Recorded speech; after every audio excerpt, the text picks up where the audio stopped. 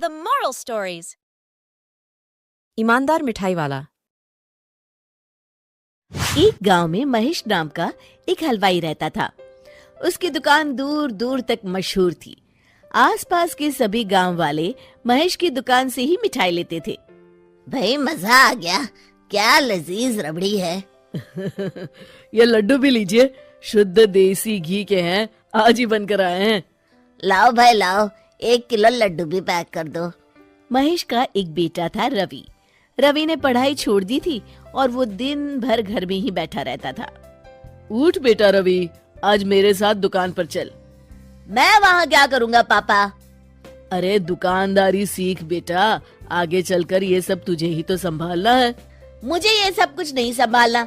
मैं video game खेलूंगा, फिर दोस्तों के साथ बाहर जाऊंगा। हे भगवान, इसे थोड़ी अक्ल दे दो। ऐसे ही चलता रहा तो आगे न जाने इसका क्या होगा। महेश बड़बड़ाता हुआ दुकान चला जाता है। दुकान पर ओ घसीटाराम, मुझे थोड़े चक्कर आ रहे हैं, जरा पानी तो लाना। जी जी मालिक। सुन, मैं घर जा रहा हूँ, आज दुकान तू संभाल ले। जैसा आप कहे मालिक। महेश बिस्तर पर लेटा है। आपको बहुत तेज बुखार है, 1 हफ्ते बेड रेस्ट करनी होगी और ये दवाइयाँ लेनी होगी। हाय राम, ये क्या हो गया आपको? मैं तो 1 हफ्ते में ठीक हो जाऊंगा, पर दुकान कौन संभालेगा?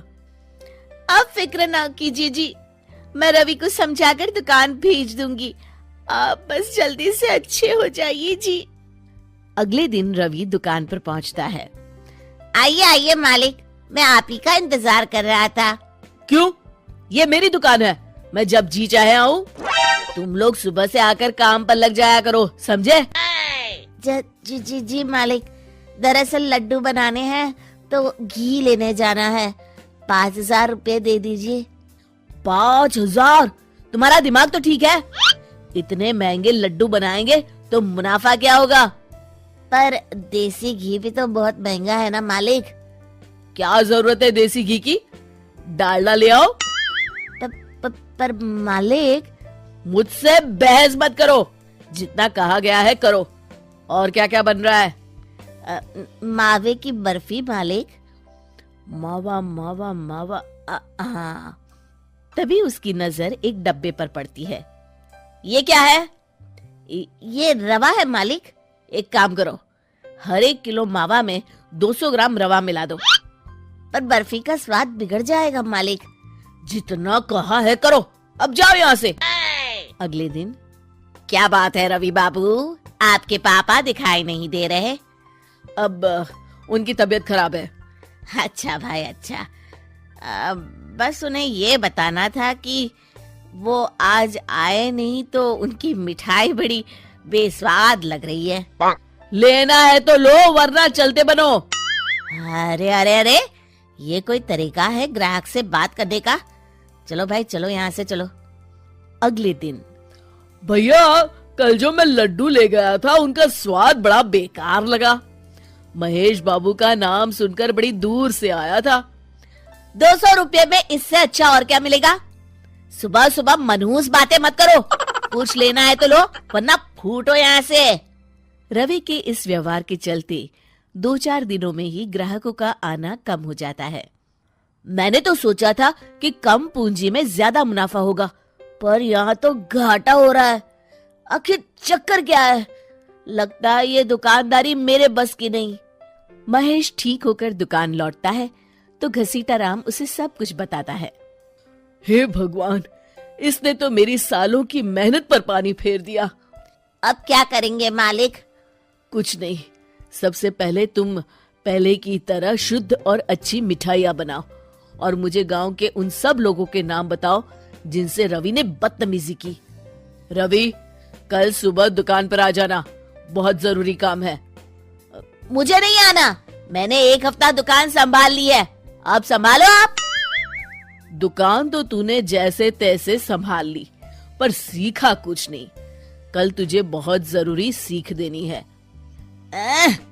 रवि पैर पटकता हुआ बाहर चला जाता है। अगले दिन। ये ले ताजी शुद्ध मिठाइयाँ।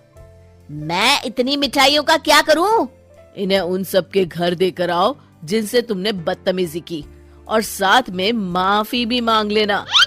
अरे पर मैंने तो सिर्फ उन्हें। बेटा, घर आया मेहमान और दुकान पर आया ग्राहक भगवान के समान होता है। अब तू जल्दी जा और कल से कमाल देखना। रवि उन सभी 4-5 लोगों के यहाँ जाकर मिठाई देता है और माफी मांगता है। अगले दिन दुकान पर ग्राहकों की भीड़ लग जाती है। मान गए महेश बाबू, आपने तो आते ही घर तक मिठाई भिजवा दी। बस मेरे बेटे की गुस्ताखी को माफ कर देना भाई, उसमें अब तक बचपना है। हाँ हाँ, आपके लड्डू के बदले हर चीज की माफी है। भाई आज तो मेरे पड़ोसी भी आपकी उदारता देख के दंग रह गए। इतनी बड़ी दुकान के मालिक का बेटा घर तक माफी मांगने आया। भाई रिश्ते निभाना तो कहीं आपसे सीखे। बस आप लोगों की दया है। ताजी रसमलाई आई है, लेंगे आप? हाँ भाई हाँ, 200 ग्राम पैक कर दो। शिक्षा, सफलता पाने के लिए ईमानदार और विनम्र होना बहुत जरूरी है।